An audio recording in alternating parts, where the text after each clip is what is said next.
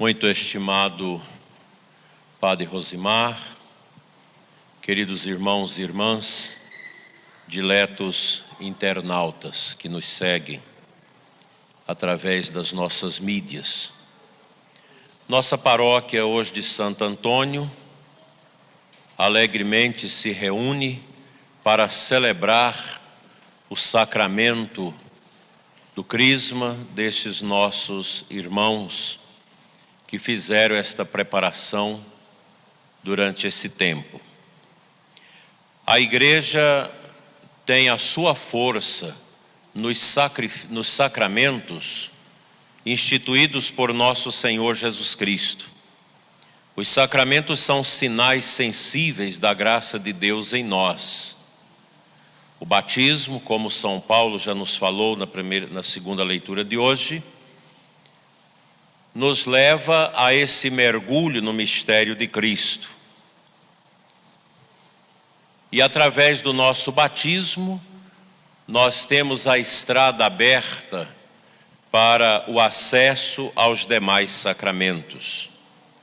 Tanto o batismo como a Eucaristia e a Crisma são sacramentos da iniciação à vida cristã.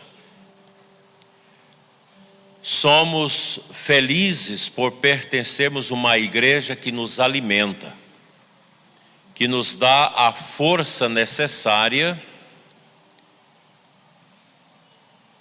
para vivermos o Santo Evangelho e os preceitos de Deus na nossa existência. Os sacramentos são dons de Cristo. Nosso Senhor dá os sacramentos a nós, através da igreja. Hoje vocês receberão esse sacramento que nós chamamos do Espírito Santo, a Crisma,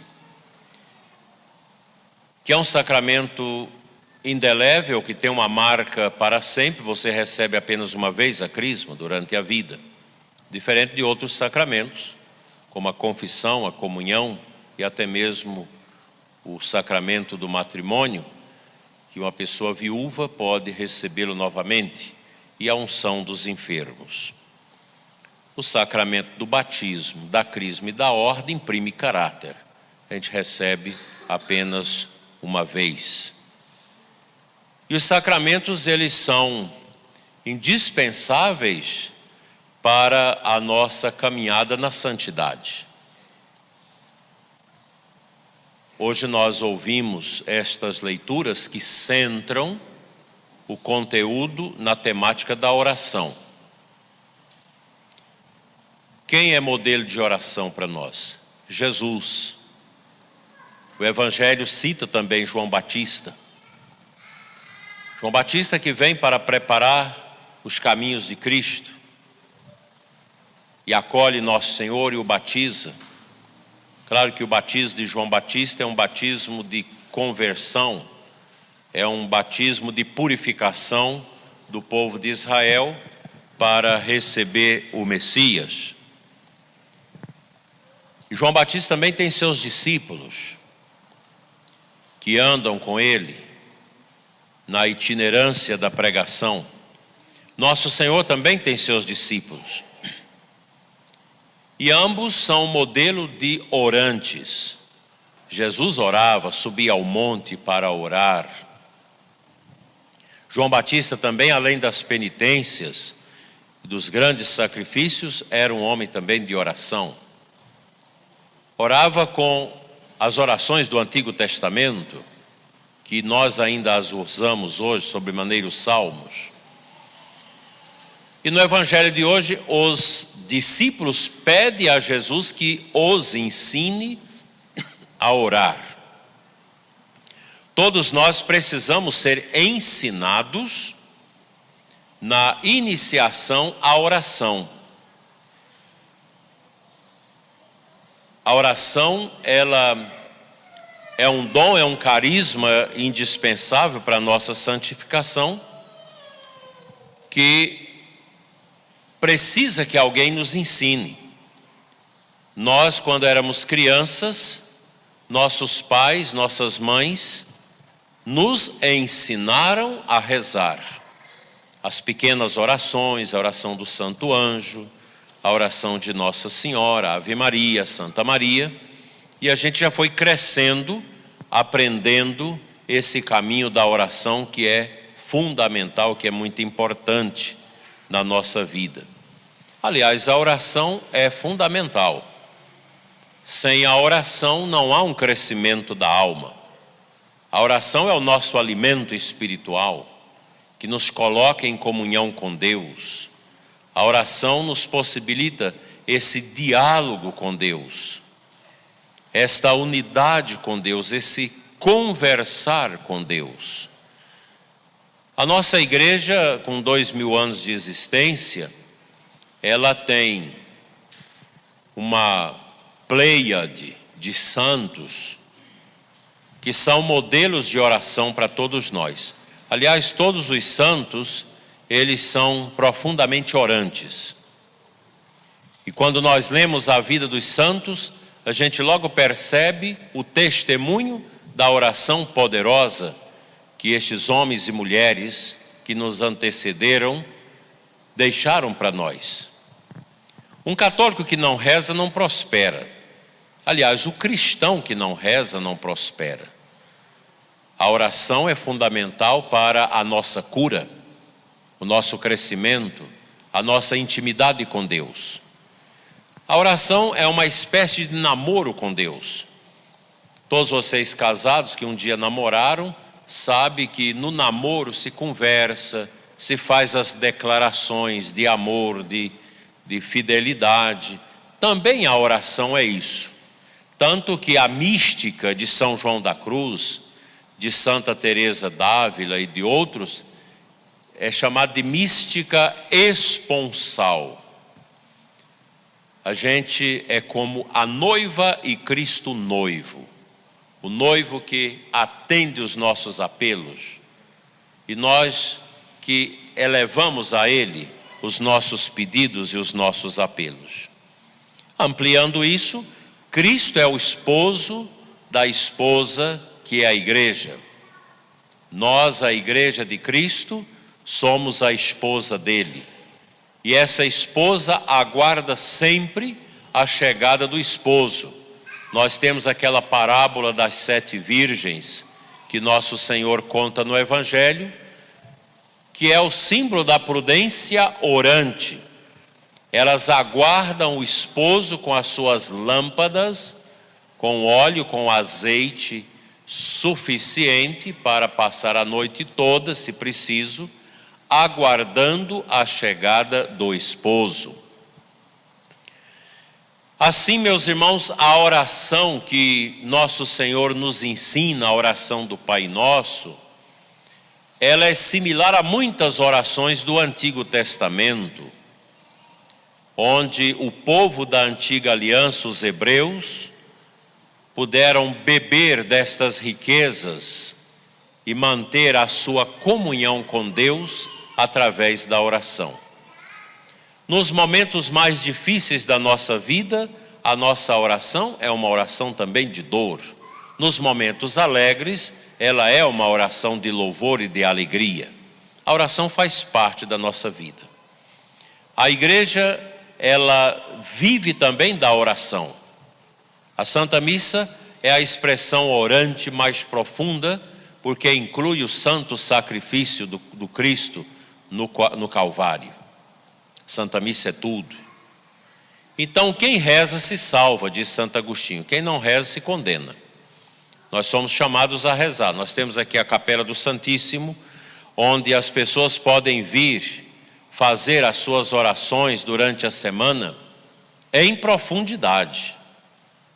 Porque Jesus, na hóstia consagrada, Ele nos dá essa graça de adorá-lo nesta presença magnífica, sacramental, em corpo, sangue, alma e divindade.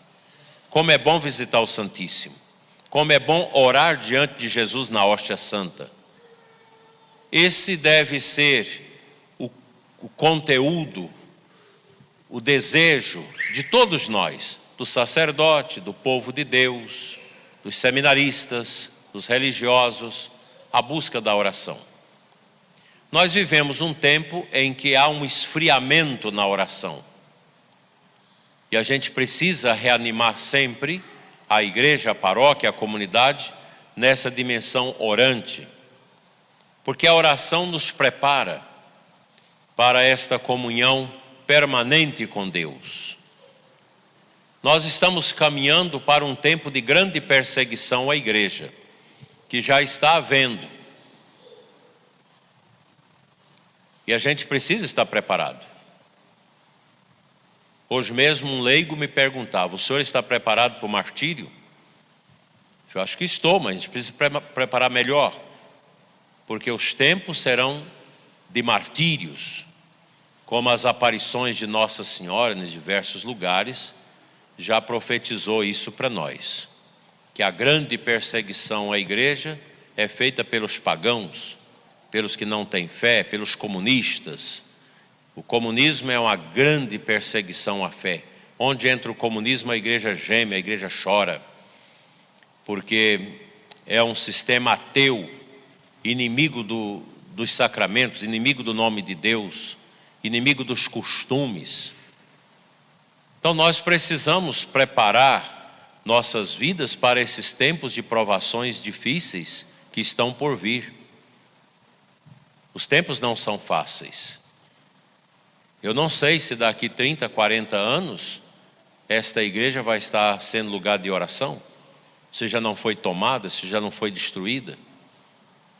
Porque a perseguição da igreja está acontecendo em diversos lugares e está crescendo também já aqui na América Latina, onde os países vão perdendo a liberdade por causa dos sistemas brutais, sistemas de ditadura como Cuba, como Venezuela, que persegue duramente a igreja. Nós precisamos estar preparados, porque a perseguição à igreja ela é constante. No momento, quem persegue a igreja? O paganismo. Vocês imaginam uma Rede Globo de televisão? É uma empresa televisiva que persegue a igreja, com seus programas, com suas novelas, persegue as pautas cristãs e promove as pautas pagãs. Nós temos todo um contexto de nova ordem mundial que está aí, o povo precisa estudar isso, para aprender a se defender disso. Que despreza o casamento, que despreza a vida, que propõe a morte dos idosos com a eutanásia, os doentes, propõe a morte das crianças no seio materno. A gente fica vendo as nossas crianças aqui na igreja, é um presente de Deus as crianças. Um pai que me dizia ali: eu tenho 5 crianças e vem mais uma agora, serão 6 filhos. São dons, são presentes de Deus maravilhosos as nossas crianças. É até difícil a gente olhar as nossas crianças e pensar se a gente tivesse abortado essas crianças. Dói o coração. Mas esta é a mentalidade da nova ordem. Destruir totalmente a juventude nas drogas. E aí a gente vê as pessoas que são discípulas deste paganismo terrível, são aquelas pessoas que são a favor do aborto, são a favor das drogas, liberação de drogas, é a favor do casamento entre as pessoas do mesmo sexo, é a favor da criação de novos modelos de família, que critica o nosso modelo cristão judaico de família. Essa é a grande perseguição. Como eu vou resistir a isso? Orando, clamando a Deus. Às vezes a gente pede a Deus e parece que Deus não nos atende.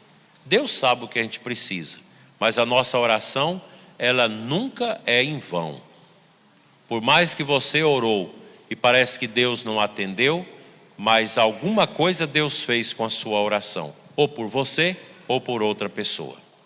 E o mais importante é que Deus nos dá, como nós ouvimos no Evangelho de hoje, o Espírito Santo. Nós precisamos do Espírito Santo. E a crisma é o sacramento do Espírito Santo. É um sacramento que nos lembra esse fogo abrasador do ressuscitado que vem até nós para nos salvar, para nos agraciar com esses dons, com esses carismas maravilhosos que o Espírito Santo derrama no nosso coração. Esses dons especiais, a fortaleza, a sabedoria, a ciência, o temor, esses dons da fé, são carismas maravilhosos do Espírito Santo que a gente vai vivendo a nossa vida com a ajuda deles.